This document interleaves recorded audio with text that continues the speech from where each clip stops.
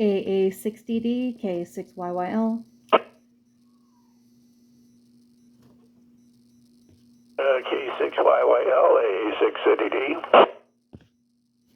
Good evening, Will. I thought this would be a good opportunity for us to discuss some things that some people may or may not understand about openings. That it is not always true that if there is an opening that that it will that it won't be faint. It can very well be faint for sure. And you and I have discussed this many times. Yeah, well, radio propagation is always a fascinating subject matter. It's like I say, it's not rocket science. It's much more complicated. Go ahead. Right. Because when the bands are opening, whether it's 6 or 10 or whatever, most of the time it's going to start out as very faint. It does not just turn on like a light switch. Exactly. Now, the lower bands have a tendency to make you think it's like that to a certain extent. Like 40 meters and 20. If you don't pay attention very much, you either found the band wide open and lots of people on there, or the band is shut down and you don't find anybody.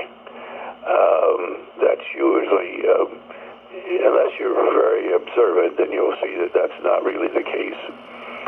But yeah, signals can go from way below the noise level and be at various levels. That's why Fox Tango 8 works.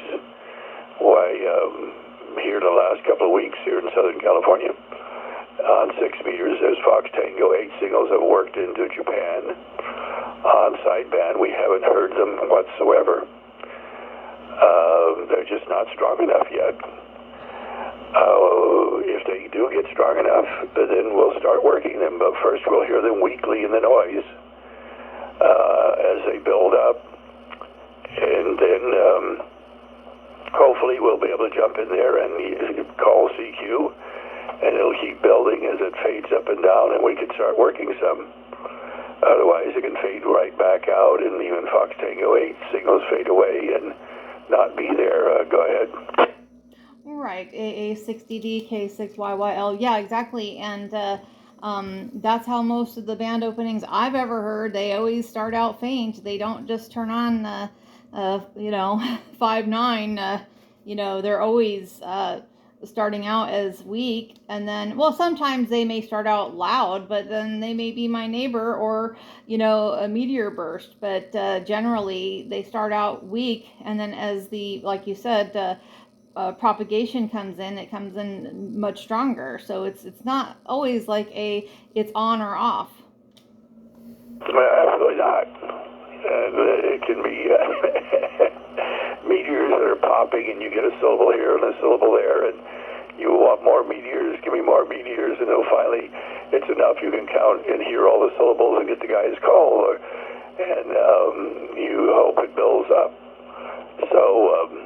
And this is very true for sporadic and meteor-type propagation on 10 meters and 6 meters. I have worked sporadic, and most people don't realize that sporadic exists at the lower frequencies.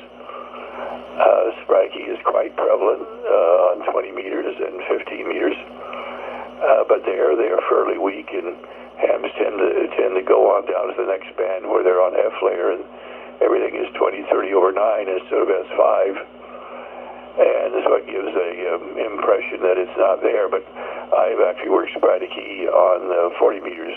But here again, you have to understand propagation and understand what is happening to determine what kind of mode is taking place. Now, what is interesting is that in the middle of May, all the way through the middle of August in the northern hemisphere here, we start getting residual meteors. We have various showers throughout the rest of the year, but not this constant residual meteors that's there almost 24 hours a day that only exist in the summer months. And so that it doesn't take much. They're burning up there in the E region. So that if you have a violent electrical storm that can ionize it from the bottom up, it may get strong enough to start promoting 6-meter propagation. Or it could be wind shear, or some combination of things that no one has figured out yet that affects sporadic heat generation. But nevertheless, the stuff we've had recently has definitely been a combination of meteors and sporadic heat, and so you see very fast QSB of it coming up, being good enough. You can get a call and a name and a grid square, and then they fade back down and are gone. So here we're seeing a combo propagation taking place, and yes, it can be terribly, terribly weak if you have a S5 noise level. You won't hear them and even be able to work them probably. Go ahead. Yeah, and depends also how good your hearing is, because if you have not so great hearing, you may think that everything's a great opening because you're hearing them 5.9, and then you don't hear anything when it's less than that. Well, that's a matter of training your brain and and having a reasonable acoustical range in your ears. I've said this many times before that you are really talented at that, Kim. That you have both.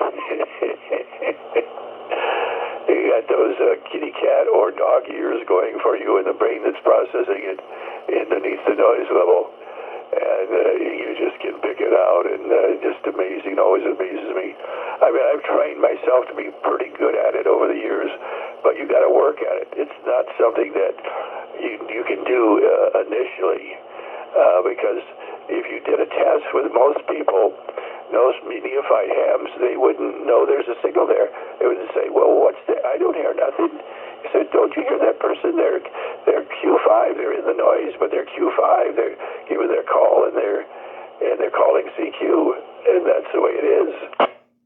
AA6DD K6YYL. Well, I definitely listen a lot and intently. When I hear somebody very faintly, when there's an opening and it is faint, I'm really trying to work them, because I want others to hear that there may be a band opening, and I don't want them to miss out. Like there was on 6 meters here recently to New Zealand. He was pretty faint. He was not strong at all. So I worked him, you worked him, I think John worked him, and a few other people here locally.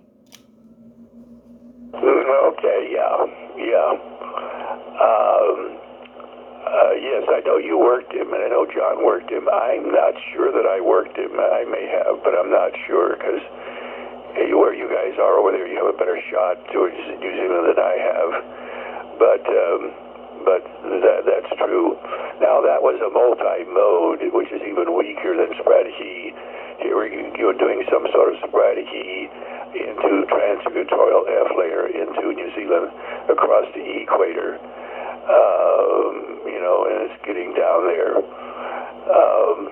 Other extremely weak modes is transequatorial backscatter.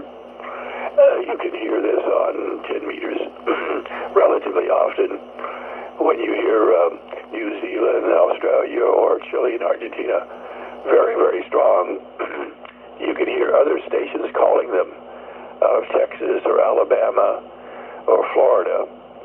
And those stations will be very, very weak, but Q5, if they were running power, if they're running 400 or 500 watts in a 2 or 3 element beam, you will hear them scattering back off of the transequatorial F layer back to Southern California, and hear them in there working the ZLs and the VKs or whatever it happens to be. So backscatter exists on I've heard backscatter on 6. You haven't heard that yet.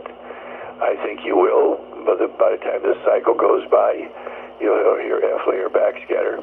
And generally speaking, most people don't take their time to work anybody off that mode. But on 6 we do, because we don't always have all the different. We'll work anybody beyond 50 or 60 miles, no matter what, right? Yeah, and but I'm pretty sure you did work the New Zealand station, and they were on 50.110 sideband. So, and I think I have you working him, I believe, on one of my videos. So I'll have to go back and check that. So, but yeah, that was quite a thrill there for 6 meters. I think it was a month ago. So definitely a fun time. All right, well, anything else? Any other parting thoughts on 6 meters or any band is not generally open or not, and it's not faint, or it's not strong. I should say it's not strong all the time. It is more than not. It's mostly starts out as very faint. Okay, well, let's talk about the precursors, because the physics of propagation is energy is proportional to frequency. That's the most in-depth concept in all of modern physics.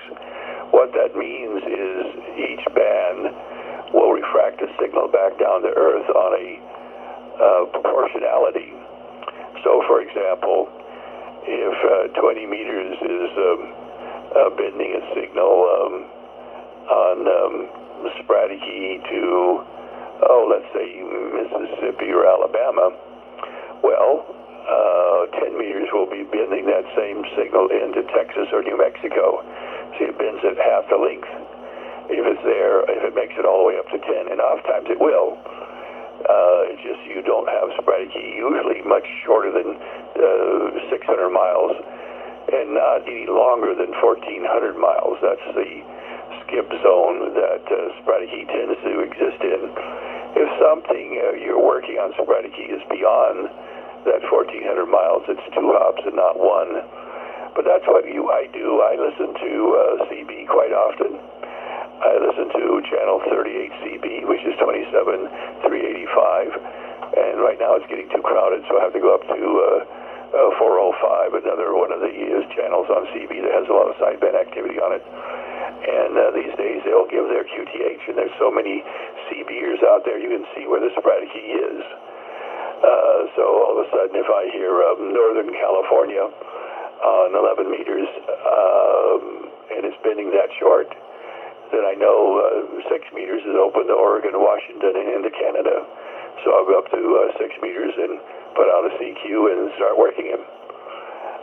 So you want to look for that sort of short skip on 10 meters or 11 meters to give you an idea of what's happening on 6. And here again, when things start fading in, they may fade out or they may get a lot better. And they may fade out for an hour and come back really strong in an hour. You have to just sort of be there, keep working at it, keep an ear out, put out CQs, and when you are totally frustrated, the band will open for you. We'll say 73's Kim. All right, well, thank you so much, Will. I appreciate that, and good explanation. And yes, the band can very well be faint when it's starting to open, for sure. So it does not just turn on like a switch and off like a switch. So generally, but there's a lot of QSB and it can fade away. So, but thank you so much, Will. Appreciate it. AA6DD K6YYL. Okay, Kim. Yeah, I don't. I know some people say that kind of thing, and you just say, I just think this poor person, they haven't been listening. They might have been licensed for 20, 30 years, but they sure to hell haven't listened carefully. And they haven't studied propagation and what's going on at all. So, anyway, hopefully we can educate newer hams out there and get them to enjoy the adventure. That's what it's all about. AA6DD will be clear and back monitoring 50.300. All right, thanks, Will. It's always a pleasure. AA6DD K6YYL 73.